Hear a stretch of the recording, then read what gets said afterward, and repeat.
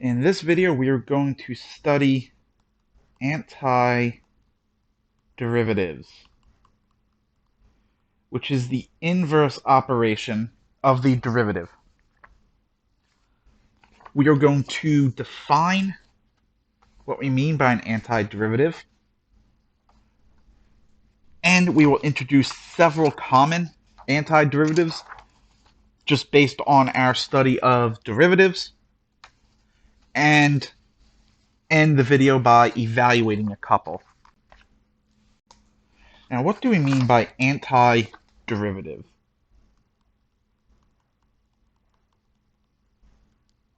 Well, as it sounds like, it is an antiderivative. It's undoing a derivative. A function, let's call it big F, is an antiderivative of the function little f if big F prime of x is equal to little f of x for all x in the domain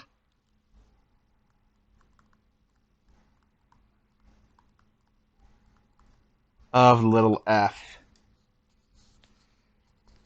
As an example,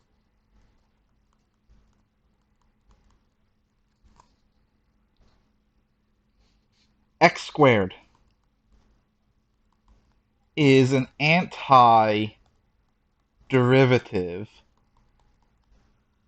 of 2x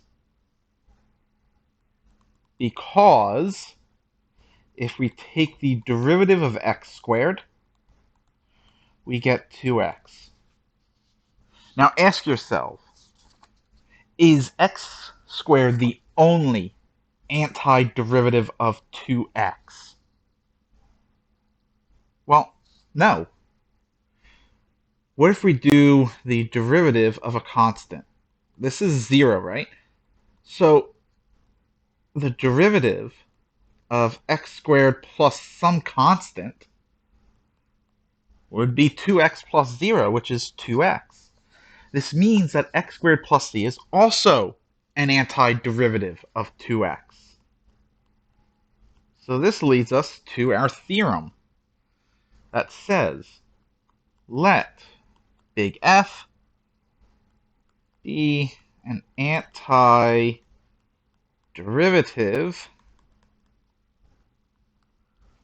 of little f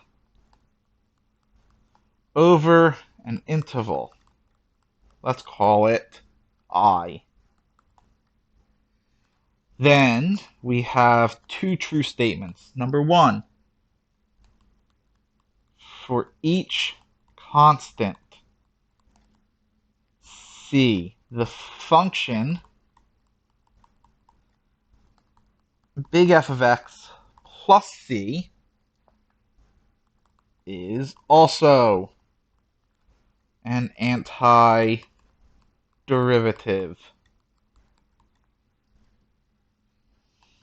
of little f over the interval I.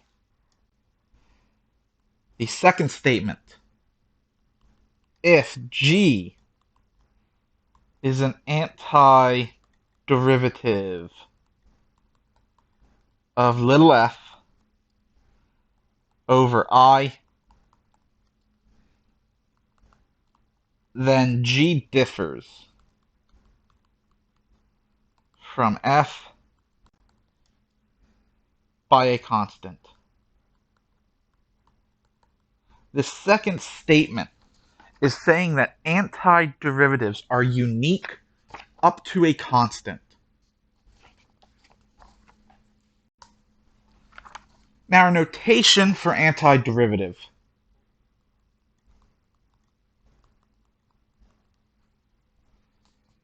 Right, so we say the antiderivative of little f of x is represented by this.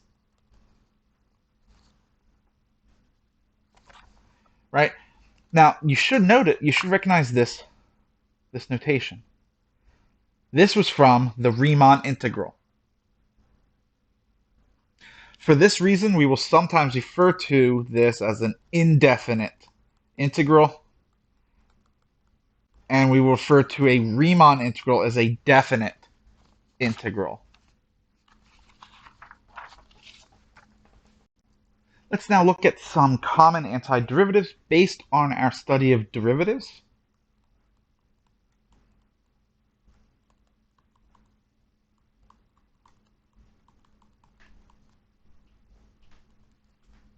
First, recall that the derivative of a constant times x was just a constant, right? For any real number. This would mean that if we take the antiderivative of k, this would be k times x plus an arbitrary constant c. And we call this c constant of integration. Whenever we take an indefinite integral, we always get a constant of integration out of it. This is one of the most common mistakes people make when first studying integrals, is they forget when they're doing an antiderivative, there's a constant of integration. Now, recall that the derivative of x to the n plus 1, right? This is a power rule. This would be n plus 1 times x to the n. So the antiderivative of x to the n would be x to the n plus 1 divided by n plus 1 plus our constant of integration. Now recall that the derivative of the natural log of x was 1 over x.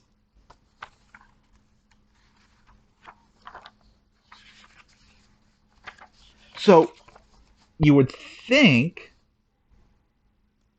that the antiderivative of 1 over x dx would just be the natural log of x plus a constant of integration. But this is incorrect. To see this,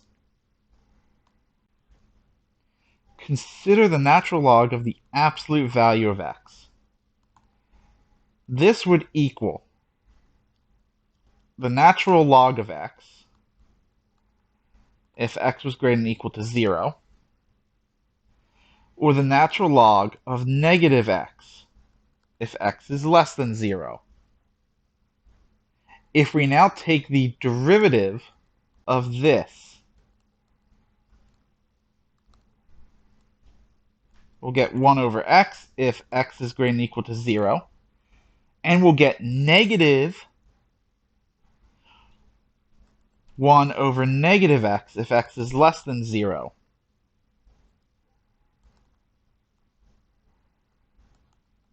But negative 1 over negative x is still just 1 over x.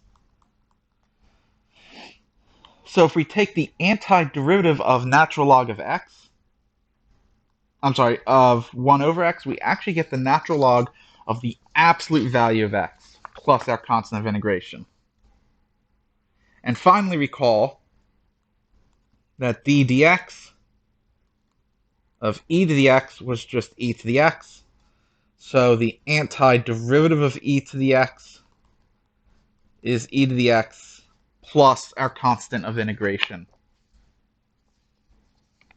Now we do have some additional rules. First, this rule up here, this is known as the power rule of integration.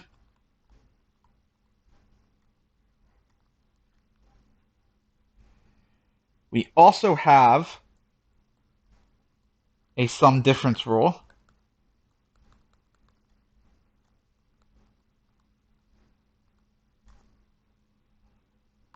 which states that the antiderivative of f of x plus or minus g of x is the antiderivative of f of x plus or minus the antiderivative of g of x. And we also have a constant multiple rule.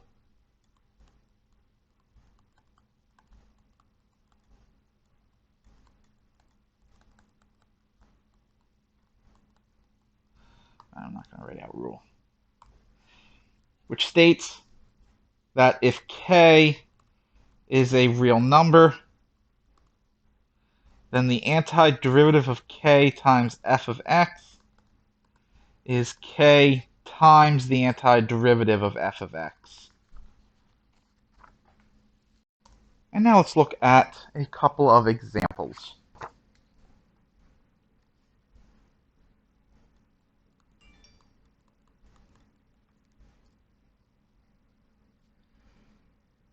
Let's take a look at the antiderivative of 5x cubed minus 7x squared plus 3x plus 4 dx. The sum or difference rule tells us this is going to be the antiderivative of 5x cubed dx minus the antiderivative of 7x squared plus the antiderivative of 3x plus the antiderivative of 4. The constant multiple rule tells us this is going to be 5 times the antiderivative of x cubed minus 7 times the antiderivative of x squared plus 3 times the antiderivative of x and then plus the antiderivative of 4. These first three are power rules. So it'll be 5 over 4x to the fourth, right? Add 1 to the exponent, then divide by the same. Then it'll be negative or minus 7/3 x cubed plus 3/2 x squared. And finally, the antiderivative of a constant is 4 times x. And do not forget our constant of integration. So here is our antiderivative.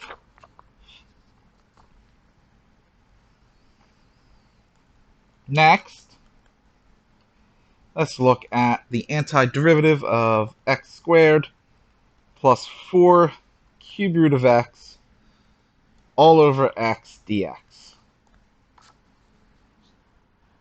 We do not have a rule for quotients. So let's start by rewriting this and say this is the antiderivative of x squared plus 4x to the 1/3 all over x. Now, since we have a monomial in the denominator, we can just divide each term in the numerator by the x.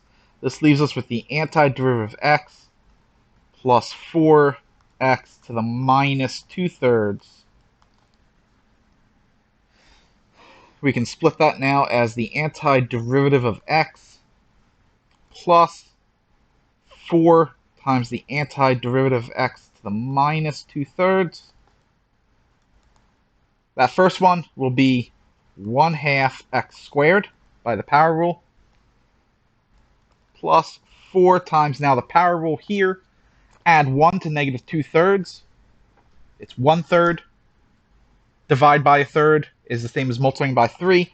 We'll have 4 times 3, which is 12 x to the 1/3 plus our constant of integration. And that concludes this video on antiderivatives. In the next video in the series, we will look at a simple technique of integration, which is known as a change of variables or a U substitution. I will see you all in the next video.